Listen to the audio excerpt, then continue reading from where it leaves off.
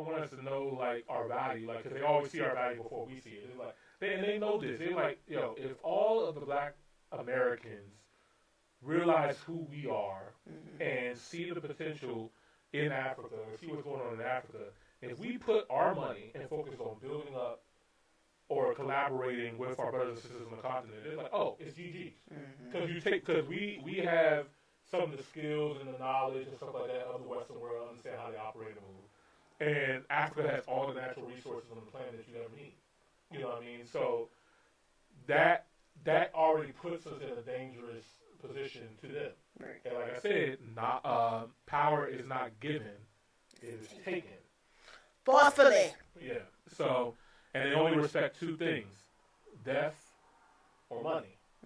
So, like, if you're not talking those two things, you're not talking. You know what I mean? So, Sorry. yeah. You said water. Water. Water. Oh. Wait, what? Wait, I'm lost. Help me out. Where am I at? You know, him who controls water controls crop. True. So, I think are you talking about? Never mind. This is not going back to what you said too soon, right? No. Okay. Oh, I mean, got little, so I just stopped. Yeah. Okay. All right. Let's trying to eradicate certain folk in a certain area. Oh, yeah. No. But you know what? I'm just leave that where it's at. Right. Some of y'all catch what Carmen is alluding to. You can put it in the comments. We're not gonna say it out loud. Anywho, but God is a beautiful country. I'm so glad that they want us there. Yes. I got my passport. Yay! Got his passport. Heading over.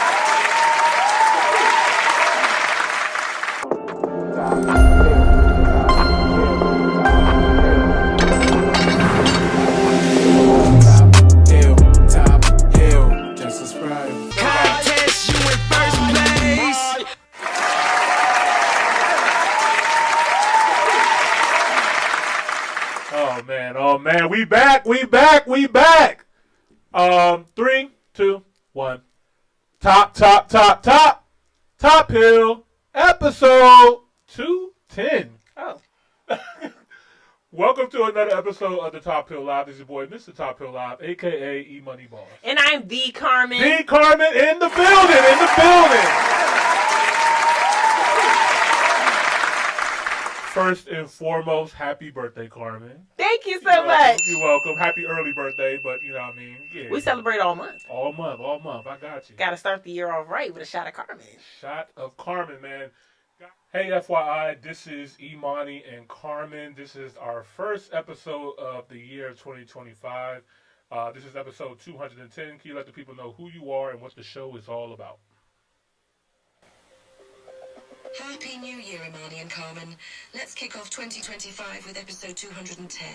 Hey everyone, welcome to the first episode of 2025, episode 210 of the Top Hill Live Show. I'm FYI, your creative voice assistant, and I'm excited to start the new year with our wonderful hosts, Imani and Carmen.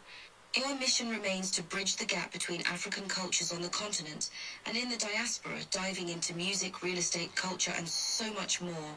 We celebrate diversity and foster a global community through engaging conversations and live reactions.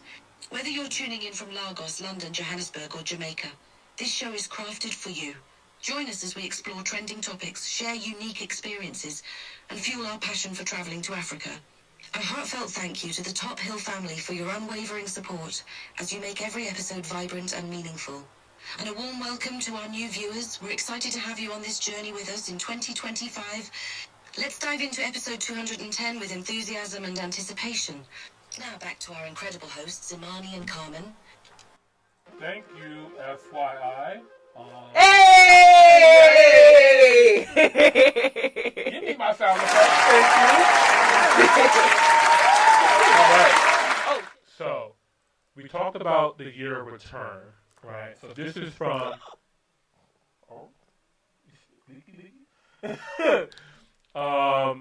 This is from BBC News Africa.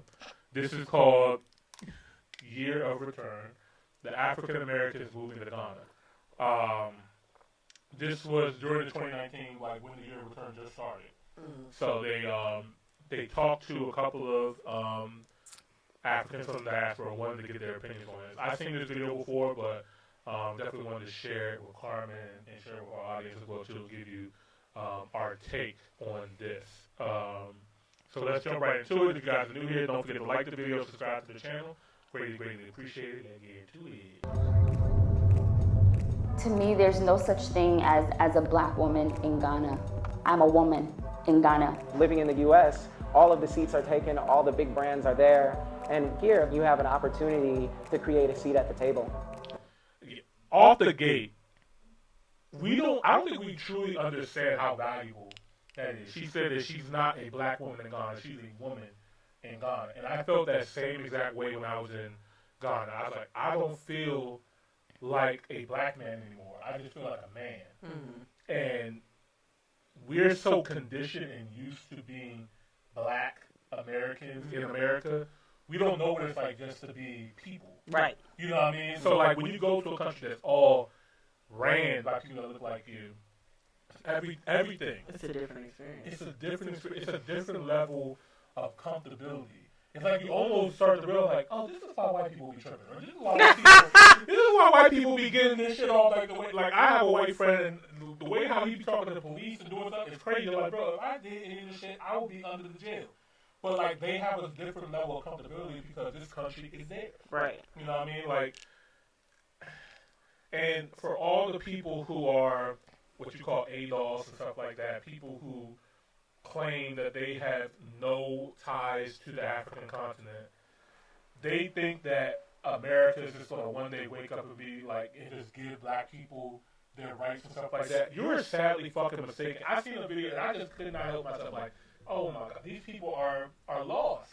Like, They really think we getting our they reparations. really think they're going to get reparations. Like, power is not given; it's taken. Yeah. We don't have the populations to take power. We don't have the economic Allegedly. influence. Well, allegedly, right? But if they keep throwing this 13% population down our throats, if They tried to. Oh, okay, bad joke. Too soon. Sorry. okay, Too soon. Too soon. if they throw this 13% population number on us, we also have the lowest income out of all the other household incomes as a group in this country. We have the lowest credit score. We have the lowest marriage rate. We're the lowest in every single stat. But we know how to spend $2.7 trillion every year. So we know how to spend money and give money away. Like we're also the wealthiest group of black people on the planet. Okay. So that is one positive that we have, but we just don't know what to do with our wealth. Right. You know what I mean? We don't end up buying things. We end up, you know what I mean? So I say all of that to say, I lost my train of thought. But I say all that to say, when you look at Ghana, more people are looking to come to Ghana because they feel like this is their people and they can feel like at home. And they see the opportunity. You know what I mean? So like now there's people who have this conscious mind of like, okay, I'm making this money. I can take this money and build a legacy. I can build property. I can build businesses very easily in this country because they want me to come here. They allow me to have citizenship. They don't even care for me to relinquish my old citizenship. They work with me. They want me here. It's safe. This just makes sense. You know what I mean? For me to do business and to be here. So I think that this is a better option for our people instead of us trying to push away and erase our Africanness. And It's a great financial move for the country because it's like, okay, yes, bring your American dollars over here and spend it with your people versus with the people who don't want you there. Right, exactly. But Or I appreciate you. I'll say that. Yeah. They want our black asses here. Right.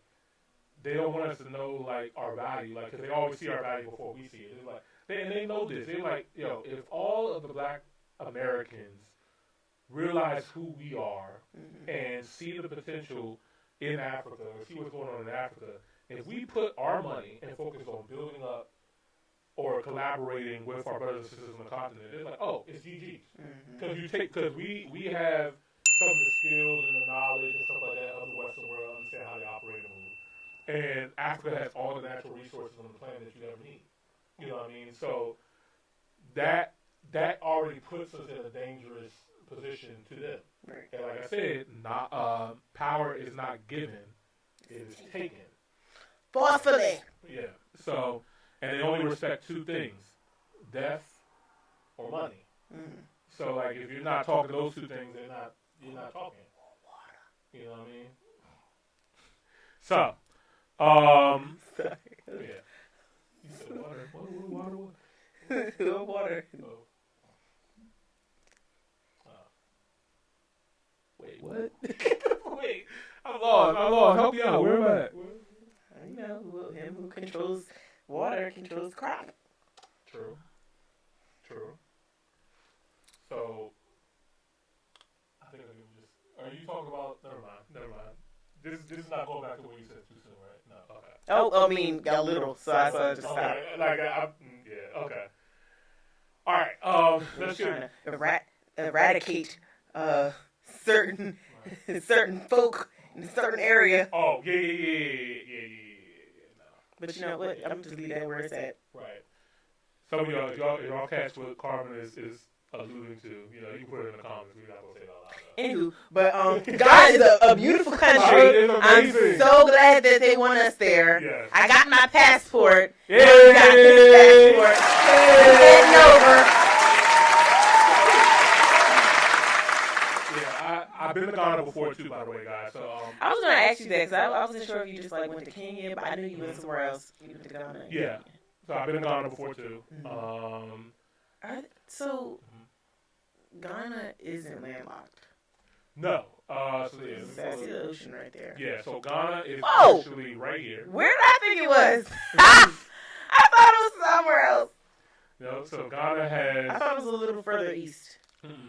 West Africa. Whoa. So like in retrospect to where we are here in America, this is I think 7-hour or 8-hour flight. I thought Morocco was in East Africa. No, Morocco right here. Every time I look at a map, I'm like, I was wrong. Fun fact. I passed geography. I don't know how. But. I love geography. I can look at maps all day long. I'm weird like that. Fun fact. We need a globe in here. I love globes too. Like I want to start collecting globes. I have globes in my house. Yeah, we need a globe. I might bring one in here. Yeah, I might bring one in here. I have a couple of them. Maine, the state of Maine is the northernmost part of the United States. It's actually the closest state to Africa. So, like, the distance-wise, Maine to Morocco is actually the closest distance. It's kind of weird. And even when you fly, like, because we're in the D.C. area, y'all, so, like, when we fly, the flight pattern leaves here, goes up to New York. It actually goes across here, and then comes down. Why can't it's just, like, go straight across? It's something, I don't know if it's like they don't want you to go straight across the Atlantic like this, or it's like a wind current or something like that, but the flight pattern always goes like up, like around there. Or it might just be like the oval shape. What you guys hiding? They don't want to see the little passage. Yeah. Right. It's like, no, because like, I guess, like, okay, so in reference, the other side of America to like Russia or some other countries. Yeah. Isn't that much ocean in between, or? Oh yeah. No. The Pacific is the largest. Yes. Like, never mind. But what they typically do is they'll fly to Hawaii, and then from Hawaii, then they'll go over here. Oh, okay. But yeah, it's a long ass flight. A lot of ocean. Yeah. Yeah, they typically. But from Maine to Morocco is shorter. I guess that is it. Well, technically, I feel like because Puerto Rico is a U.S. territory. What about from there to like? Yeah, Puerto Rico now. Puerto Rico definitely is. Cabo Verde. Oh yeah, Cape Verde. Yeah, from right here. Yeah. I don't know if they have flights from there to Cape Verde, but we gotta do an episode on Cape Verde. You guys interested in doing that? I want to go see the islands. Yeah, we're gonna do a whole episode on African islands, y'all. Like Cape Verde, Seychelles, Madagascar. I mean, those What's two that? at the bar. What? Madagascar? Okay. Madagascar's bigger than like that's huge. a lot of states. Yeah. Mauritius as well too. Whoa, never heard of that. Yeah. Oh yeah. Mauritius is lit. Mauritius is lit. There's a lot of dope islands over here. You go to the Seychelles right here. Woo. You know what I mean? Yeah, we're gonna get into all of that. But yeah, just to go back to Ghana. So Ghana, Ghana's a smaller country, but it has a coastline. You know what I mean? Across right here on the water. So it's Cape Coast. And for the longest time, like a lot of Ghanaians, they didn't like. It's not a lot of development on the coast outside of like Accra and stuff like that. So like it leaves a lot of open opportunity. And That's I think another thing. So much land. yeah. And then you can start looking into the northern part, like Kumasi. Like there's still also great parts up here in the northern region as well too. Wait, what is Benin? Benin is right here. So Benin and Togo, they're like two really smaller countries, and those are the two countries that separate Ghana from Nigeria. Yeah. But a lot of similar, cultures and stuff like that. Obviously, they're very close. We have so many countries to cover. Yes, we do. And this is where Ivory Coast is. The one we did with the French country that we were like, yo, what the heck? We didn't know how developed and how nice it was. Liberia. This is that's the one that I forget. Liberia. This girl that I used to be friends with, she was the first person that introduced me to jollof rice. Okay. I don't know about Liberian jollof, but it was bomb. It was bomb. Liberia actually had a very unique history. Liberia is the country that America tried to send Africans back to. And they tried to send us back? They sent us back to colonize our own people. So they're like, America's gonna fund black people and send them into Liberia and separate the tribes that are already there. Okay. And so it was a very, very interesting part of our history. Liberia is a very interesting country. Sierra Leone, we already know about the diamonds and stuff. There's a lot of countries we gotta get to. Guinea-Bissau, I actually have ancestry straight from Guinea-Bissau. Wasn't Senegal where the largest church in the world was, or where was That's where the monument, the Renaissance monument was. Right. Which country was it that had the largest church in the world? That was Ivory Coast. So that was. It was? Yeah, that was Ivory Coast right here. Okay. Yeah. Yeah, that threw us for a loop. I had no idea how developed and how large this country was, and how many things were there. So, yeah, a lot to get to. Also want to get into this. This is a country I never really knew too much about, for Burkina Faso, but from the leader that kicked out the French, he's been getting a lot of attention lately. The leader that kicked out the French. Yeah, like let me. You guys want to know what's the name of the leader of Burkina Faso? He was actually just in Ghana as well too. But he be the one. He be walking around with his military uniform strapped in every meeting. Oh, like barbecue. Yes. I wonder what's up with that guy. We gotta get to 82. Burkina Faso. I probably spelled that wrong. Oh yeah, that's definitely. I thought it was Faso with an O at the end. Faso. Oh yes, Burkina. My bad. Yo, this is random as hell. What are we watching? Burkina Faso. At least the clothes on. All right. But yeah, okay. Ibrahim Trail. I'm so sorry if I'm pronouncing his name incorrectly, but he kind of got famous like as a leader, like a lot of people respect in that part of the world. He collaborated with a lot of other countries surrounding him. What was the other countries? Was it Mali? Niger. Basically, a lot of these countries were colonized by the French, and they kicked all the French out. They said, "We don't want y'all in here. No more white people. Get out." Get out. So, yeah. And it's interesting, like, he just came to Ghana for a day in December and met up with the prime minister or leader of Ghana. Get out there. Yeah. Got to get out there. I don't know too much about this man or too much of what's going on, but it might be another episode that we need to get into as well too. So anyway, back to the year of return in Ghana. Thanks for listening to our side pod. Right. All right. Let's get back to it. It's significant to know where you belong and where you came from.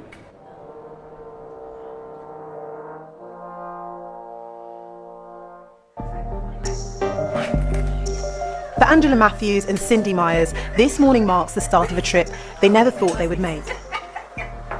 I think of our grandparents who wish they could have gone back, but we're doing it for them. The sisters are getting ready to travel to Ghana in West Africa for the first time.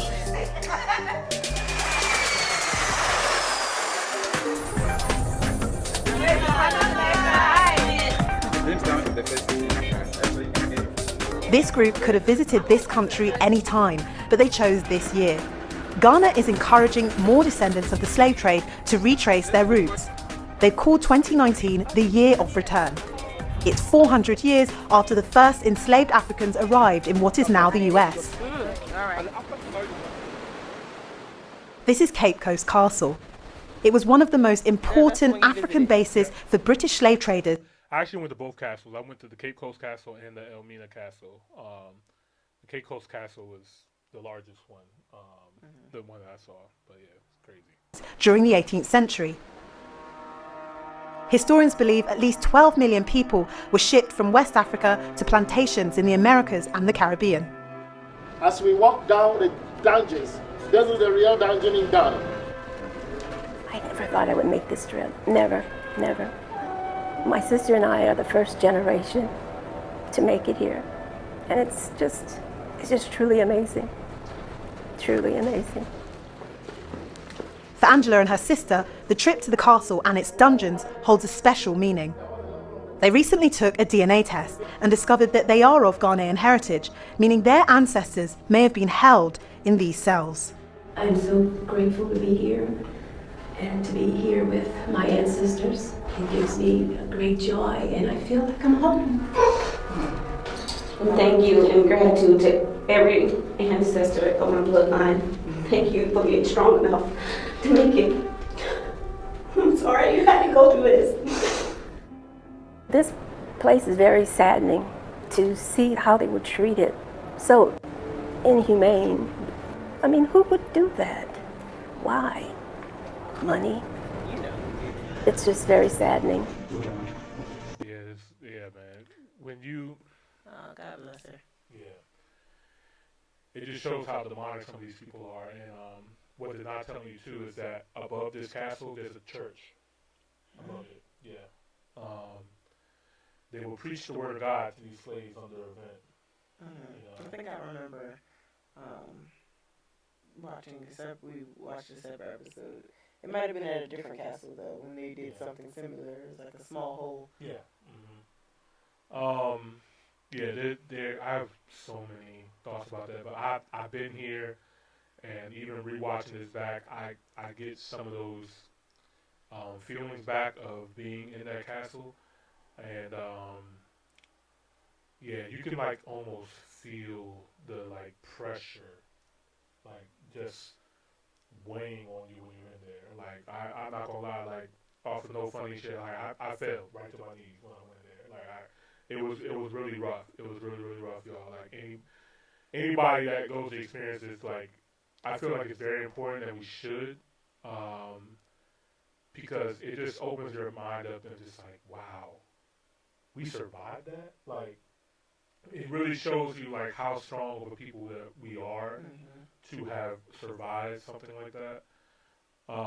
It also shows you how evil some people are to willing to look at another person in that way to do this to them. And it's a lot, man. It's a lot. It's a lot to go through. It's a lot to deal with. But I was gonna say, just like you mentioned, Mike, you can tell that the energy is trapped in the building. Like, stuck in time. For sure.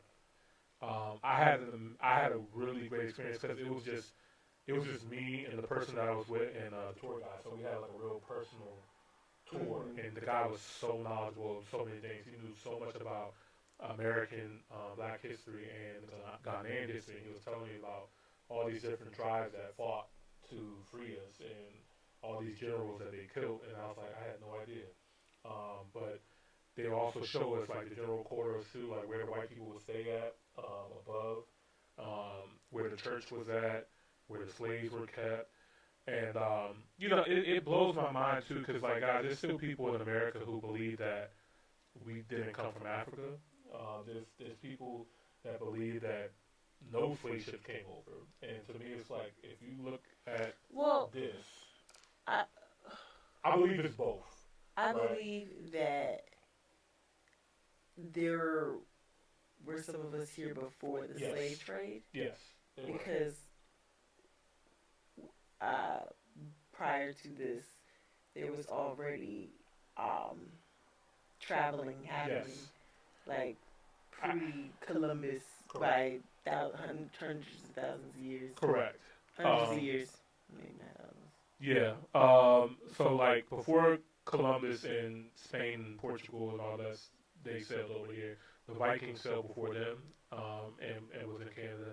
And before that, you had Africans traveling to the Americas as well too, trading yams and bananas and other things. I mean, there's a freaking pyramid in Mexico, for God's sake.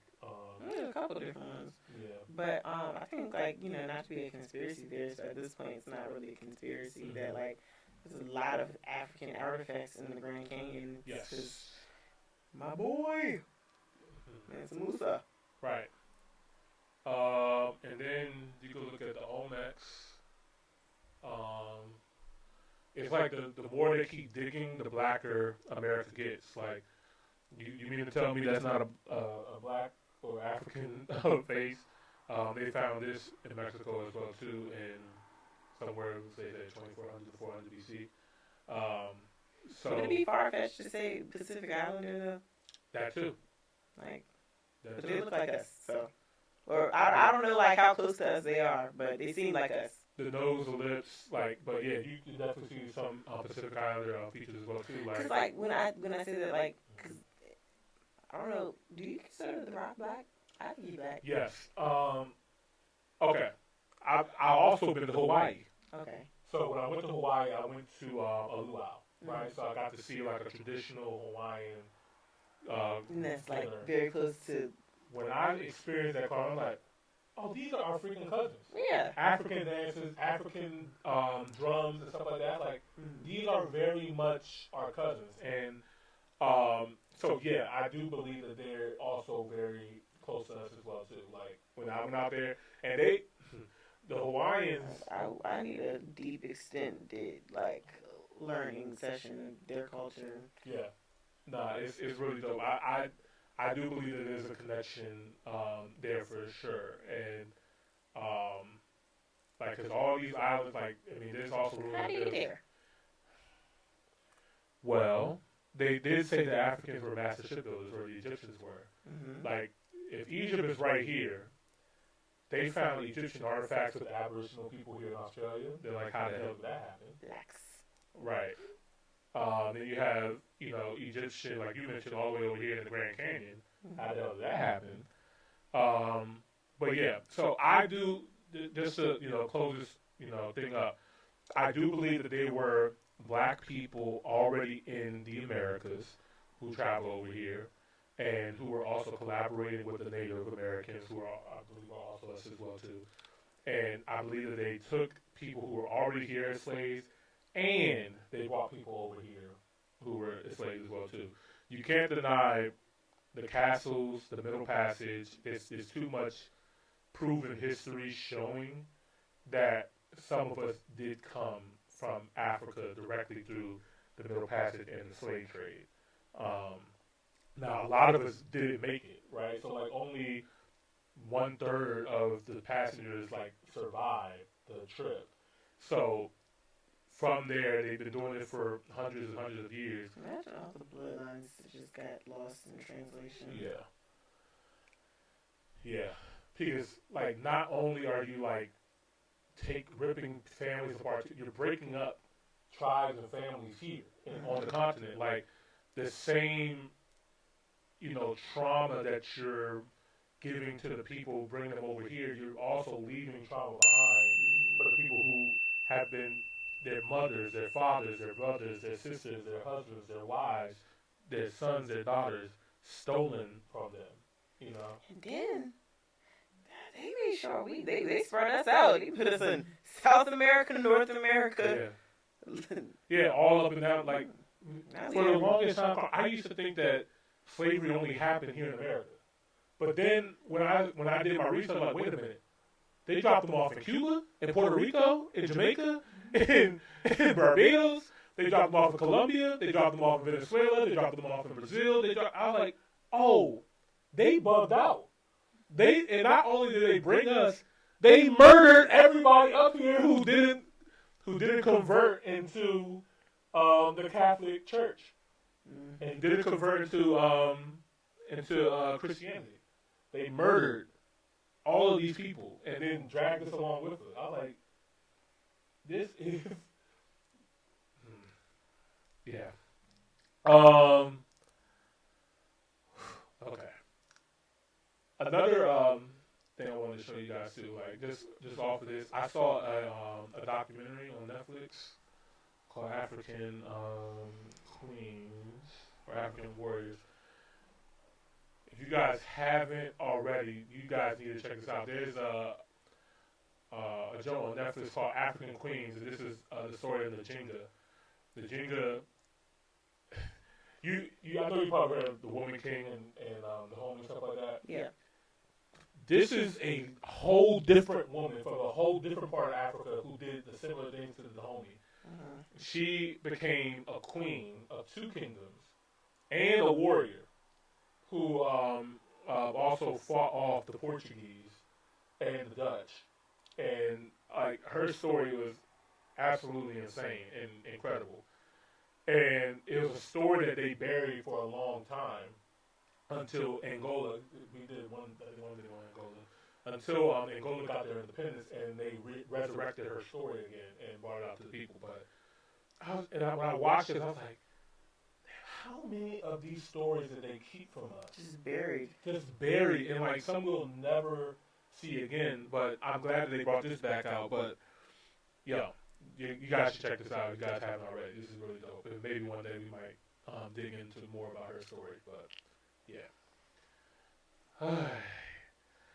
Sorry, man. This part was heavy, man. But I'm glad I was able to experience this at the same time. Enslaved Africans were pushed through the door of no return and onto waiting ships. For many, it would be the last time they would see the continent. Being here, taking my shoes off, getting into the water, the Atlantic Ocean, I felt at peace, I felt at home. I felt like all of my ancestors, we were reunited, and it was just a wonderful feeling.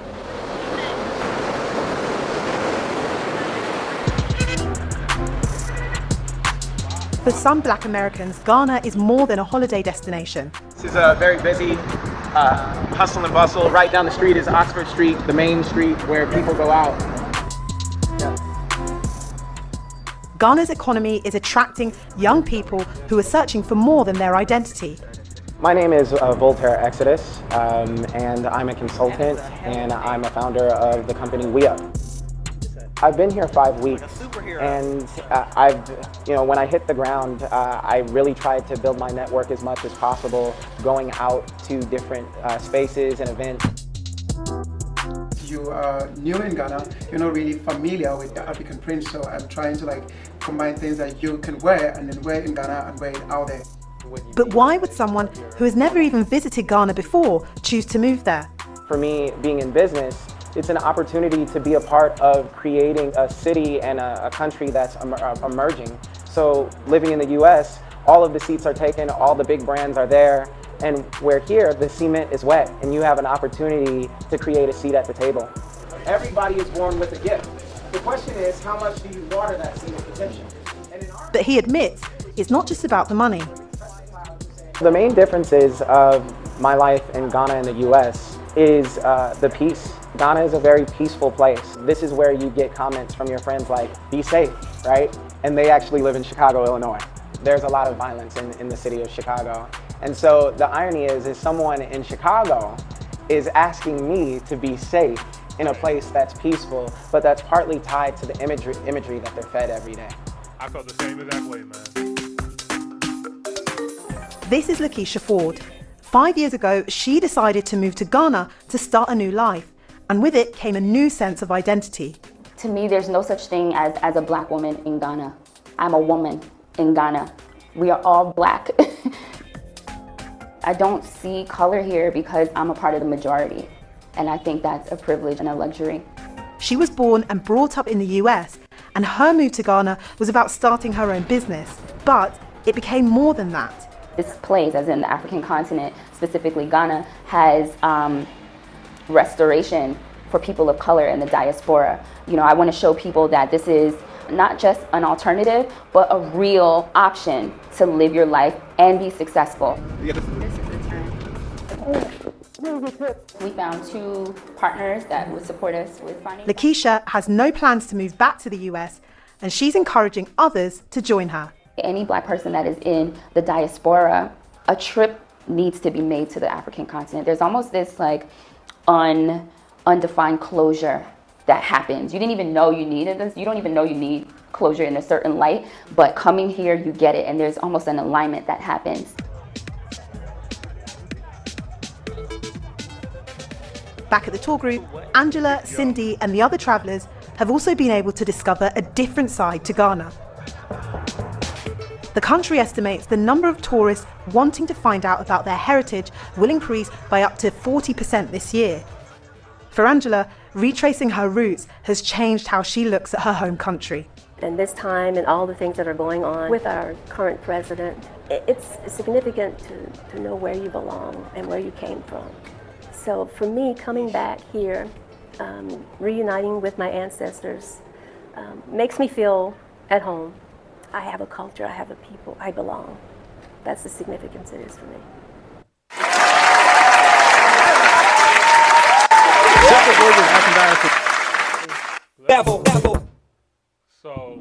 Central Global and African Diaspora News. Yo, shout out to the year of return, man. So this was like this is just the beginning of the year of return, like how it started getting popular and stuff like that. So yeah, this was sales videos. They filmed this in 2019, right? Yeah, this was a lot has changed 5 years ago. Yeah, so like a lot of money. Damn, this is pre-COVID. These things ain't even what the fuck they expect. They didn't know what was about to happen, like, but the amount of money and influence and stuff like that came to Ghana after this, like, it's like this was like just the beginning, and then it'd be like, oh shoot, this is reality. Like, this is actually happening. You know what I mean? So, this is really dope. This is really, really dope. So, shout out to Ghana. Shout out to Ghana, man. Hill, top,